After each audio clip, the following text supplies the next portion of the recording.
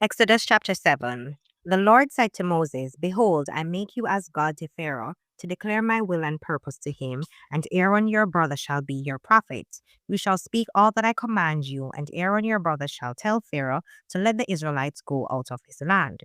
And I will make Pharaoh's heart stubborn and hard, and multiply my signs, my wonders, and miracles in the land of Egypt.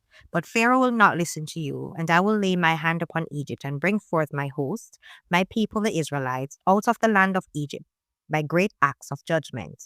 The Egyptians shall know that I am the Lord when I stretch forth my hand upon Egypt and bring out the Israelites from among them.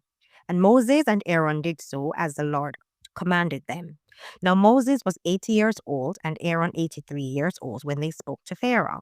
And the Lord said to Moses and Aaron, When Pharaoh says to you, Prove your authority by a miracle, then tell Aaron, Throw your rod down before Pharaoh that it may become a serpent. So Moses and Aaron went to Pharaoh and did as the Lord had commanded.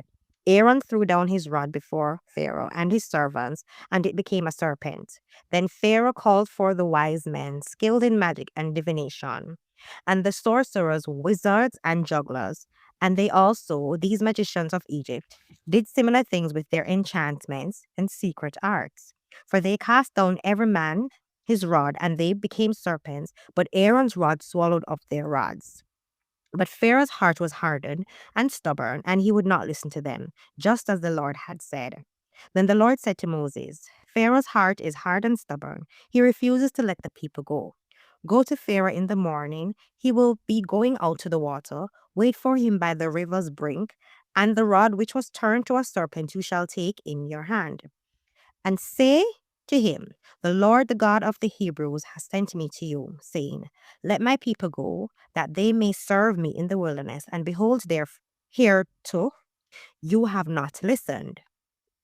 Thus says the Lord, In this you shall know, recognize, and understand that I am the Lord. Behold, I will smite with the rod in my hand the waters in the Nile River, and they shall be turned to blood. The fish in the river shall die, the river shall become foul smelling, and the Egyptians shall loathe to drink from it. And the Lord said to Moses, Say to Aaron, Take your rod and stretch out your hand over the waters of Egypt, over their streams, rivers, pools, and ponds of water, that they may become blood. And there shall be blood throughout all the land of Egypt, in containers both of wood and of stone. Moses and Aaron did as the Lord commanded. Aaron lifted up the rod and smote the waters in the river in the sight of Pharaoh and his servants, and all the waters in the river were turned to blood. And the fish in the river died, and the river became foul smelling, and the Egyptian could not drink its water, and there was blood throughout all the land of Egypt. But the magicians of Egypt did the same by their enchantments and secret arts, and Pharaoh's heart was made hard and obstinate, and he did not listen to Moses and Aaron, just as the Lord had said. And Pharaoh turned and went into his house, neither did he take even this to heart. And all the Egyptians dug round about the river for water to drink, for they could not drink the water of the Nile. 7 days passed after the Lord had smitten the river. Exodus chapter 8. Frogs over the land. Then the Lord said to Moses, Go to Pharaoh and say to him, Thus says the Lord, Let my people go, so that they may serve me. However, if you refuse to let them go, hear this. I am going to strike your entire land with frogs. The Nile will swarm with frogs, which will come up and go into your home, into your bedroom, and onto your bed, and into the houses of your servants, and on your people, and into your ovens and your kneading bowls. So the frogs will come up on you, and on your people, and all your servants. Then the Lord said to Moses, Say to Aaron, Stretch out your hand with your staff over the rivers, over the streams and canals, over the pools, among the reeds, and make frogs come up on the land of Egypt. So Aaron stretched out his hand with his staff over the waters of Egypt, and the frogs came up and covered the land of Egypt. But the magicians, soothsayer priests, did the same thing with their secret arts and enchantments, and brought up more frogs on the land of Egypt. Then Pharaoh called for Moses and Aaron and said, Plead with the Lord, that he may take away the frogs from me and my people, and I will let the people go, so that they may sacrifice to the Lord. And Moses said to Pharaoh, I am entirely at your service. When shall I plead with the Lord? for you and your servants and your people, so that the frogs may leave you and your houses and remain only in the Nile. Then Pharaoh said, Tomorrow, Moses replied, may it be as you say, so that you may know without any doubt and acknowledge that there is no one like the Lord our God. The frogs will leave you and your houses, and leave your servants and your people. They will remain only in the Nile. So Moses and Aaron left Pharaoh, and Moses cried out to the Lord, as he had agreed to do, concerning the frogs which God had inflicted on Pharaoh. The Lord did as Moses asked, and the frogs died out of the houses, out of the courtyards and villages, and out of the fields. So they piled them up in heaps, and the land was detestable and stank. But when Pharaoh saw that there was temporary relief, he hardened his heart and would not listen or pay attention to them, just as the Lord had said. Then the Lord said to Moses, Say to Aaron, stretch out your staff and strike the dust off the ground, and it will become biting gnats, lice, throughout the land of Egypt. They did so. Aaron stretched out his hand with his staff and struck the dust of the earth, and there were biting gnats on man and animal. All the dust of the land became gnats through all the land of Egypt. The magicians, soothsayer priests, tried by their secret arts and enchantments to create gnats, but they could not. And there were gnats on man and animal. Then the magician said to Pharaoh, This is the supernatural finger of God. But Pharaoh's heart was hardened, and he would not listen to them, just as the Lord had said. Now the Lord said to Moses, Get up early in the morning and stand before Pharaoh as he is coming out to the water of the Nile, and say to him, Thus says the Lord, Let my people go, so that they may serve me.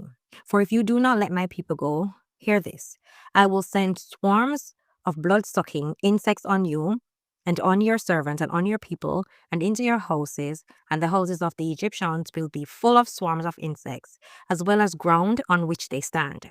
But on that day I will separate and set apart the land of Goshen, where my people are living, so that no swarms of insects will be there, so that you may know without any doubt and acknowledge that I, the Lord, am in the midst of the earth.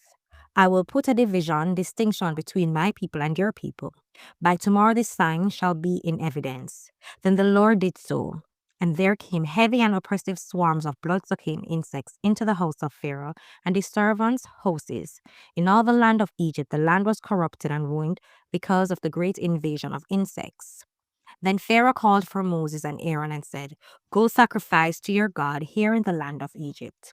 But Moses said, It is not right or even possible to do that, for we will sacrifice to the Lord our God what is repulsive and unacceptable to the Egyptians.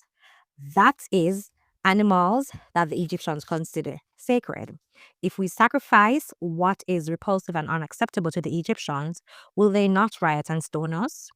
We must go a 3 days journey into the wilderness and sacrifice to the Lord our God as he commands us. So Pharaoh said, I will let you go so that you may sacrifice to the Lord your God in the wilderness.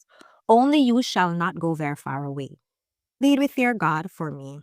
Moses said, I am going to leave you, and I will urgently petition, pray, and entreat the Lord that the swarms of insects may leave Pharaoh, his servants, and his people tomorrow. Only do not let Pharaoh act deceitfully again by not letting the people go to sacrifice to the Lord. So Moses left Pharaoh and prayed to the Lord on behalf of Pharaoh. The Lord did as Moses asked and removed the swarms of blood-sucking insects from Pharaoh, from his servants, and from his people. Not one remained. But Pharaoh hardened his heart this time also, and he did not let the people go. Exodus chapter 9. The Egyptian livestock die. Then the Lord said to Moses, Go to Pharaoh and tell him, Thus says the Lord, the God of the Hebrews, let my people go so that they may serve me. But if you refuse to let them go and continue to hold them, now hear this. The hand of the Lord will fall on your livestock, which are out in the field, on the horses, the donkeys, the camels, the herds, and the flocks. A horrible plague shall come. But the Lord will make a distinction between the livestock of Israel and the livestock of Egypt, so that nothing that belongs to the Israelites will die. The Lord set a definite time, saying, Tomorrow the Lord will do this thing in the land. And the Lord did this thing. The next day, and all kinds of the livestock of Egypt died. Because of the livestock of the Israelites, not one died. Then Pharaoh sent men to investigate, and not even one of the livestock of the Israelites had died. But the heart of Pharaoh was hardened, and his mind was firmly set, and he did not let the people go. Plague of the boils. Then the Lord said to Moses and Aaron, take handfuls of soot from the brick kiln and let Moses throw it toward the sky in the sight of Pharaoh. It will become fine dust over the entire land of Egypt, and it will become boils breaking out in sores on man and animal in all the land occupied by the Egyptians. So they took soot from the kiln and stood before Pharaoh, and Moses threw it toward the sky, and it became boils erupting in sores on man and animal. The magicians, soothsayer priests, could not stand before Moses because of the boils, for the boils were on the magicians as well as on all the Egyptians. But the Lord hardened the heart of Pharaoh, and he did not listen or pay attention to them, just as the Lord had told Moses. Then the Lord said to Moses, get up early in the morning and stand before Pharaoh and say to him, thus says the Lord, the God of the Hebrews, let my people go so that they may serve me.